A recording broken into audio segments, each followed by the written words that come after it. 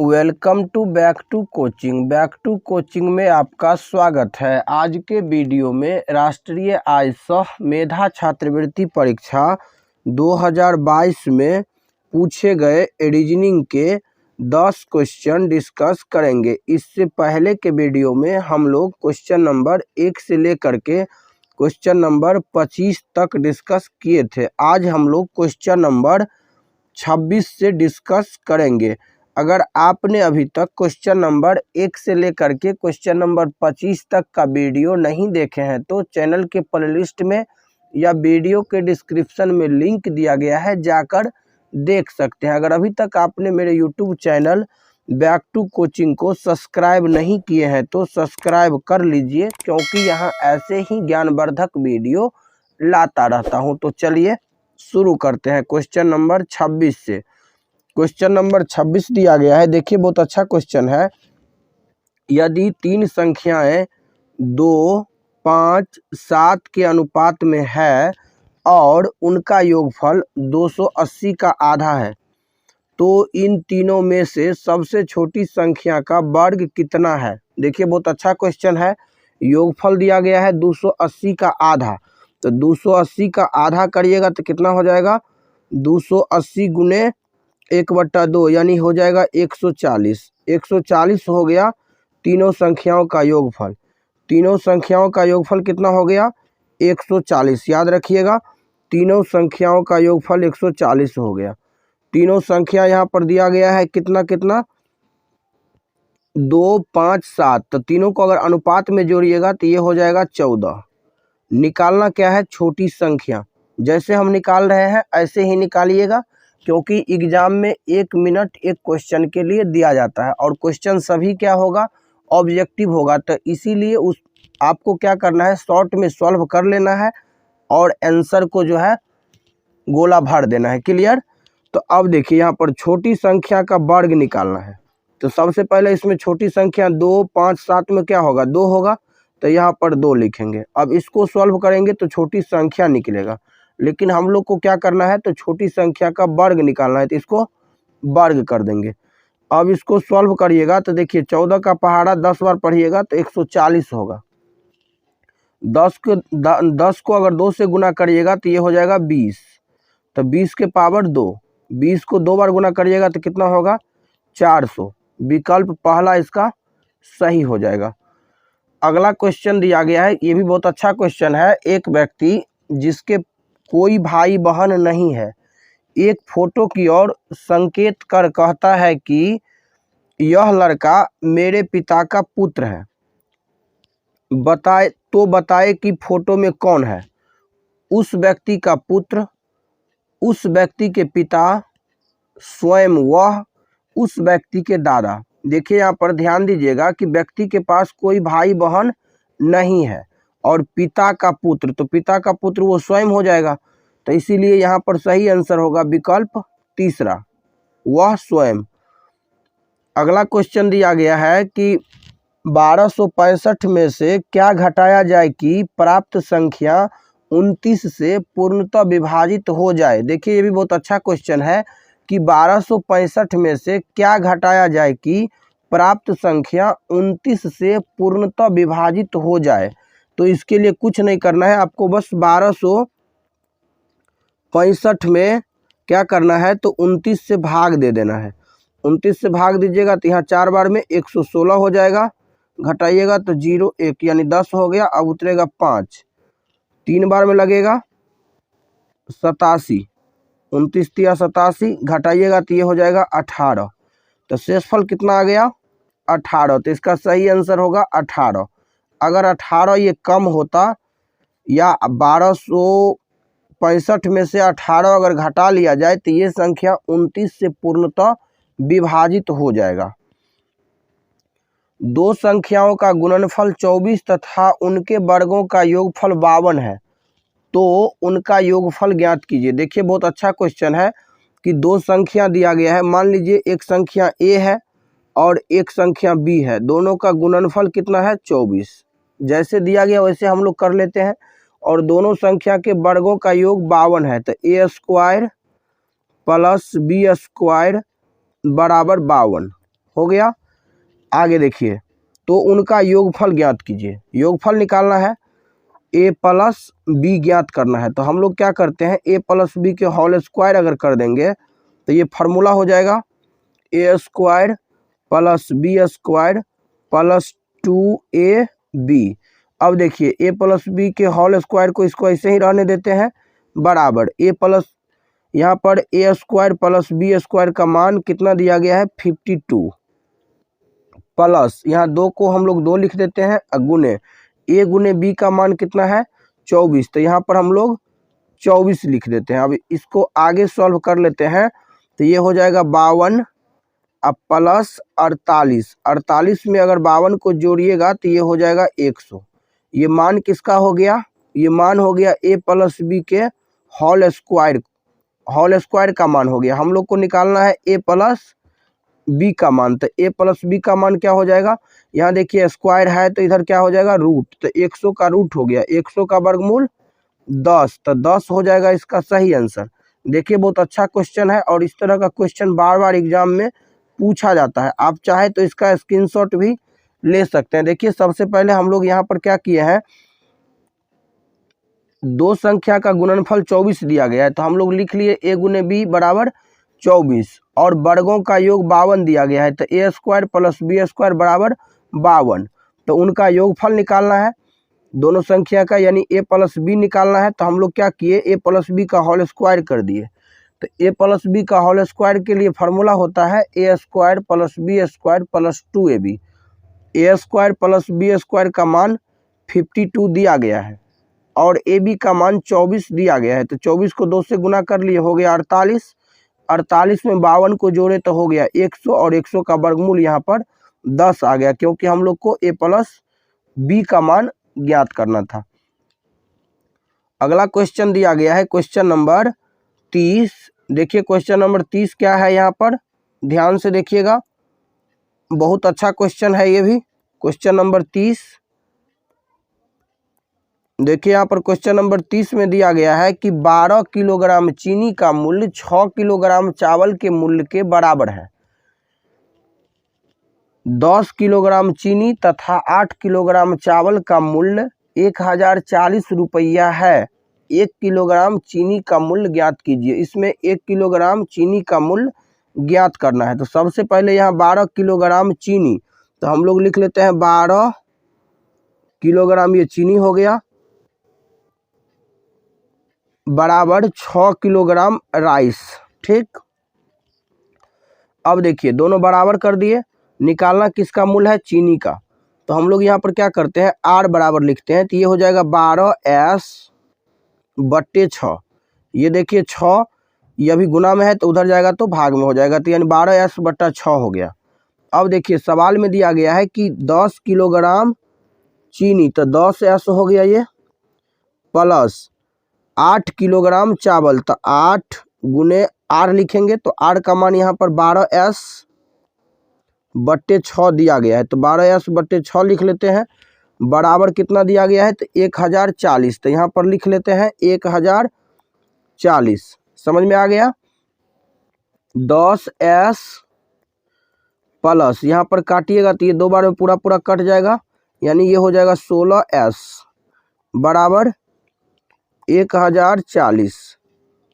26s हो जाएगा, तो 26s बराबर 1040। तो s बराबर निकालेंगे तो क्या होगा, s बराबर 1040 बट्टे 26। 26 से अगर 1040 को काटेंगे तो ये 40 बार में पूरा पूरा कट जाएगा, यानी कि 4 बार में हो जाएगा 104। ये 0 है तो 0, यानी आंसर कितना हो जाएगा इसका, तो s बराबर हो जाएगा 40। यानी 1 किलोग्राम चीनी का जो मूल्य हो गया वो कितना हो गया 40। अगर 40 देखिएगा तो यहाँ पर विकल्प चौथा में दिया गया है। सबसे पहले हम लोग इसमें क्या किए हैं कि 12 किलोग्राम चीनी और 6 किलोग्राम चावल का मूल्य समान है या बराबर है, यहाँ पर दिया गया है बराबर है। तो हम लोग क्या किए, 12 किलोग्राम चीनी और 6 किलोग्राम चावल का मूल्य बराबर कर लिए। तो आर बराबर निकाले तो ये हो गया 12s बट्टा 6। अब जहाँ आर होगा वहाँ पर 12s बट्टा 6 रखेंगे, तो यहाँ पर आर रखना था तो हम लोग 12s बट्टा 6 रख दिए। उसके बाद इसको सॉल्व किए हैं तो s का मान यहाँ पर आ गया, सॉल्व तो आप लोग आसानी से कर सकते हैं। तो s का मान आ गया 40, जो कि विकल्प चौथा में दिया गया है। तो इसीलिए यहाँ पर क्वेश्चन नंबर 30 का सही आंसर हो गया विकल्प चौथा। क्वेश्चन नंबर 31 देखिए, ये भी बहुत अच्छा क्वेश्चन है। क्वेश्चन नंबर 31, क्वेश्चन नंबर 31 में क्या है देखिए, यहाँ पर क्वेश्चन नंबर 31 दिया गया है कि यदि किसी भाषा में ROAST को PQYUR के रूप में कोडित किया जाता है तो उसी भाषा में SLOPPY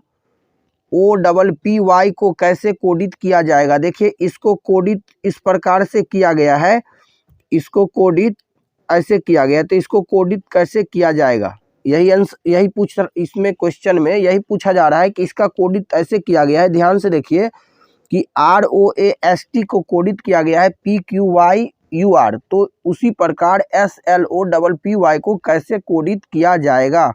क्लियर। तो इसके लिए हम लोग क्या करेंगे, देखिए यहाँ पर सबसे पहले R का मान कितना होता है 18 और P का मान 16, यानी 2 कम है। O का मान 15 और Q का मान 17, यानी कि 2 अधिक है। पहला में 2 कम, दूसरा में 2 अधिक। उसके बाद यहाँ पर देखिए A लिखा गया है, यहाँ पर Y लिखा गया, फिर 2 कम है, और यहाँ पर S है, यहाँ पर U है, फिर 2 अधिक है। यहाँ पर T है, यहाँ पर R है, फिर 2 कम है, यानी कि एक बार 2 अधिक, एक बार 2 कम। लेकिन पहले क्या किया गया है, पहले 2 कम किया गया है। तो हम लोग यही प्रोसेस इसमें करेंगे। तो S का वैल्यू 19, तो 19 से 2 कम करेंगे तो 17 होगा, यानी कि Q। अब उसके बाद क्या करेंगे, 2 अधिक करेंगे, तो L का मान होता है 12, तो 12 2 14, 14 का मतलब N। उसके बाद क्या करना है, तो अब 2 अधिक करना है। तो यहाँ पर दिया गया है, पहले हम लोग क्या किए हैं, 2 कम किए हैं, फिर 2 अधिक किए, अब 2 कम करेंगे, तो कम करेंगे तो हो जाएगा 13। उसके बाद फिर अब क्या करेंगे, 2 अधिक करेंगे तो हो जाएगा 18, 16 2 18, फिर 2 कम करेंगे तो 16 में 2 कम करेंगे तो हो जाएगा 14, और यहाँ पर 2 अधिक करेंगे तो यहाँ Y लिखा गया, 2 अधिक करेंगे तो हो जाएगा A, यानी QNMRNA होगा इसका सही आंसर। जैसे इसमें कोडित किया गया है उसी प्रकार इसको भी कोडित करना है। अगला क्वेश्चन दिया गया है क्वेश्चन नंबर 32। क्वेश्चन नंबर 32 देखिए, क्वेश्चन नंबर 32 में दिया गया है कि यदि HEALTH को GSKZDG के रूप में लिखा जाता है तो उसी कोड में NORTH को कैसे लिखा जाएगा। इसको जिस प्रकार इस कोड से कोडित किया गया है उसी प्रकार इसको भी कोड से कोडित करना है, लेकिन नियम दोनों में सेम होना चाहिए। तो अब देखिए यहाँ पर क्या किया गया है, HEALTH को GSKZDG लिखा गया है।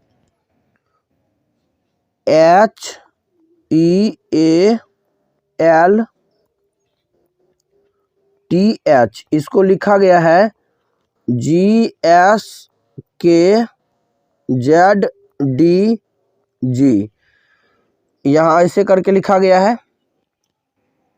यहाँ ये 8 है तो यहाँ पर ये 7 लिखा गया है, यानी कि H से पहले वाला लिखा गया है, T से पहले वाला लिखा गया है, A से पहले वाला लिखा गया है, L से पहले वाला यहाँ पर K लिखा गया है, E से पहले वाला यहाँ पर D लिखा गया है, और H से पहले वाला यहाँ पर G लिखा गया है, यानी एक एक कम करके उल्टा से लिखा गया है। ठीक, तो उसी प्रकार हम लोग क्या करेंगे, ये दूसरा वाला जो है इसको भी उसी प्रकार लिख लेंगे। ठीक, तो अब देखिए यहाँ लिखा गया है NORTH, तो उल्टा साइड से लिखेंगे तो H से पहले क्या होगा G, T से पहले क्या होगा S, R से पहले Q, O से पहले N और N से पहले M, यानी कि GSQNM होगा इसका सही आंसर, जो कि विकल्प दूसरा में दिया गया है। तो 32 का दूसरा आंसर सही हो जाएगा। क्वेश्चन नंबर यहाँ 33 दिया गया है कि यदि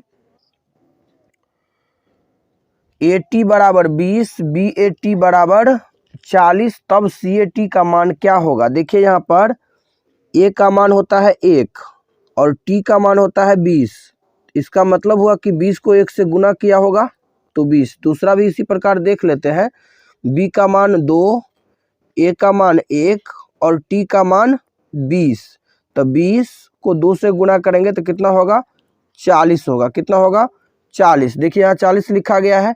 तो अब तो आसान है, कैट को क्या लिखेंगे? 3 गुने 1, क्योंकि c का मान 3, a का मान 1 और t का मान 20। तो 20 को 3 से गुना करेंगे तो कितना होगा? 60, जो कि विकल्प तीसरा में दिया गया है। तो 33 का तीसरा आंसर सही होगा। क्वेश्चन नंबर 34 देखिए, इस तरह का क्वेश्चन भी एग्जाम में पूछा जाता है। क्वेश्चन नंबर 34 देखिए, क्वेश्चन नंबर 34 में क्या है कि यदि DEAL को 4, 5, 1, 12 से कोडित किया जाता है तो आप LADY को कैसे कोड करेंगे? यानी कि इसको जो है कोड के रूप में ऐसे लिखा गया है, तो इसको कैसे लिखेंगे? देखिए LADY,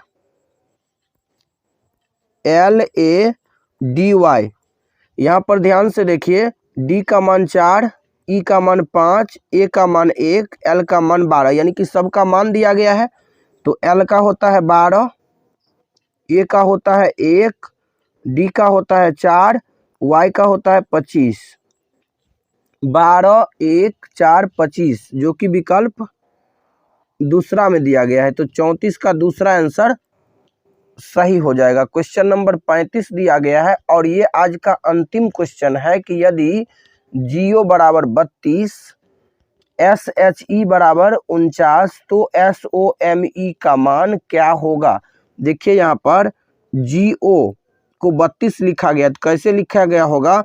तो G का मान होता है 7 और O का मान होता है कितना? 15। तो 7 और 15 को जोड़िएगा तो 32 तो नहीं होगा, इसका मतलब शायद उल्टा लिखा गया हो। तो हम लोग उल्टा जांच करके देख लेते हैं। G का उल्टा क्या होगा? तो G का उल्टा होगा, यहाँ पर G का उल्टा क्या होगा? GT, T होगा इसका उल्टा, और O का उल्टा क्या होगा? L होगा। तो G का मान 20 और L का मान 12। 12 और 20 को जोड़िएगा तो कितना होगा? 32। देखिए अब क्लियर हो गया कि उल्टा करके लिखा गया है। अब इसको भी देख लेते हैं। S का उल्टा H, H का उल्टा S और E का उल्टा V। तो H का मान 8, S का मान 19 और V का मान 22। जोड़िएगा तो ये हो जाएगा 8 और 9, 17, 2, 19, 19 के 9 हासिल 1, 2 1 3 और 3 1 4, 49। देखिए यहाँ 49 लिखा गया है, 49 आया है। तो इसमें भी क्या करेंगे? उल्टा करके, यानी कि इसमें जो है सबका मान उल्टा लिख करके और जोड़ देंगे। तो देखिए S का उल्टा क्या होगा? S का उल्टा H होगा। उसके बाद O का उल्टा क्या होगा? तो O का उल्टा L होगा। M का उल्टा N होगा और E का उल्टा V होगा। H का मान 8, L का मान 12, N का मान 14 और E का मान, यानी E का उल्टा V हो गया तो V का मान 22। अब क्या करना है? 8, 12, 14, 22 सबको जोड़ देना है। तो 8 2 10, 10 2 12, 12 4 16, 16 का हो जाएगा 6 हासिल 1, 1 1 2, 2 1 3 और 3 2 5, यानी कि 56 हो गया इसका आंसर, जो कि विकल्प पहला में दिया गया है। तो 35 का पहला आंसर सही होगा। तो आशा करता हूं कि क्वेश्चन नंबर 26 से लेकर के क्वेश्चन नंबर 35 तक आप सभी को समझ में आया होगा। तो वीडियो कैसा लगा कमेंट में जरूर बताइएगा। अगर वीडियो पसंद आए तो लाइक और शेयर जरूर करिएगा। अगर अभी तक चैनल को सब्सक्राइब नहीं किए हैं तो सब्सक्राइब कर लीजिए, क्योंकि यहाँ ऐसे ही ज्ञानवर्धक वीडियो लाता रहता हूँ। तो मिलते हैं अगले वीडियो में, तब तक के लिए जय हिंद, जय भारत।